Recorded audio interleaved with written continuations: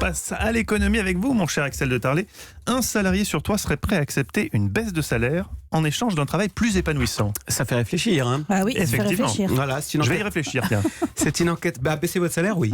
C'est une enquête internationale réalisée par une société de travail collaborative qui s'appelle Wrike. Et donc, on a posé la même question à des salariés américains, anglais, allemands et français. Et cette question, c'est donc acceptez-vous l'idée qu'on baisse votre salaire, mais en échange, vous avez un travail qui vous rend plus heureux. Et bien à cette question, en France et en Allemagne, vous avez un salarié sur trois qui dit d'accord, chiche.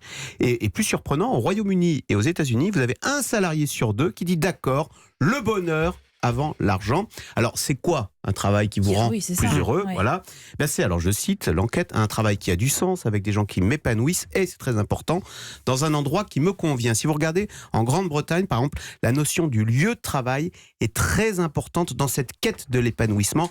En fait, si on fouille un peu, très vite, on arrive au syndrome de la ferme dans le Larzac. Vous savez, c'est cette envie de tout plaquer, d'aller élever des chèvres dans le Larzac, d'ouvrir une crêperie à Lorient, moi j'en sais rien, de vendre des confitures en Auvergne.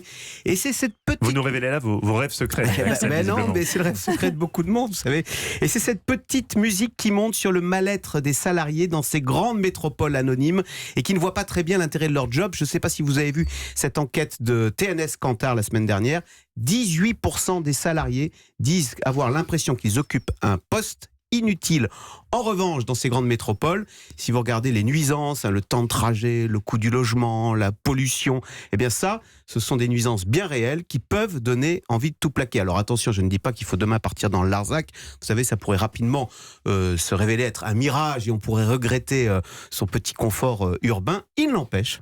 Hier, je vais vous révéler ma vie, j'ai déjeuné avec Alexandra François-Cussac, qui est la présidente de la Fédération des promoteurs immobiliers, et qui m'a tenu un discours très intéressant, justement, sur ces grandes métropoles qui, selon elle, seraient en phase de saturation à cause de ces nuisances dont on a parlé, l'immobilier, le transport, la pollution, le coût de la vie, et elle croit beaucoup au retour des villes moyennes qui offrent un meilleur cadre de vie.